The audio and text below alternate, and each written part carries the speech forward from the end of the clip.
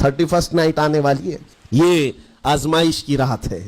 لوگوں کو دیکھا جائے گا کہ تم کون سی عیاشیوں میں جاؤ گے. تم اس رات کو کیا دنیا داروں کو دیکھ کر ان کے پیچھے بھاگ جاؤ گے. ایک بات یاد رکھو، شیروں کو جس کام کے لیے پیدا کیا گیا اسی کام پہ رہنا چاہیے، اور شیر اگر اپنا کام بھول جاتا ہے تو کتے اس کے اوپر لگ جاتے ہیں.